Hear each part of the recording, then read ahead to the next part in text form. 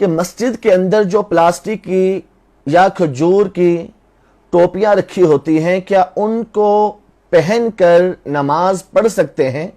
تو اس کا جواب یہ ہے کہ مسجد کی ٹوپی پہن کر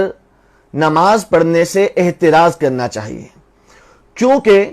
عموماً مساجد میں ایسی ٹوپیاں رکھی جاتی ہیں کہ جن کو پہن کر معزز آدمی کے سامنے، معزز افراد کے سامنے جانے سے انسان گریز کرتا ہے، جانے کو معیوب سمجھتا ہے۔ اور فقہاء کرام نے یہاں ایک قاعدہ بیان کیا ہے کہ ہر وہ لباس، ہر وہ ٹوپی کہ جسے پہن کر معزز لوگوں کے سامنے جانے کو بندہ معیوب سمجھے، وہ لباس یا ایسی ٹوپی پہن کر نماز پڑھنا مکروہ تنزیہی ہے۔ تو مسجد کی ٹوپیاں ہوتی ہیں عام طور پر ایسی ہوتی ہیں پلاسٹک اور کھجور کی کہ جنہیں پہن کر بندہ معزز افراد کے سامنے نہیں جاتا، کسی میٹنگ میں نہیں جاتا، باہر نہیں جاتا، تو لہٰذا ایسی ٹوپی پہننے سے، ایسی ٹوپی پہن کر نماز پڑھنے سے احتراز چاہیے۔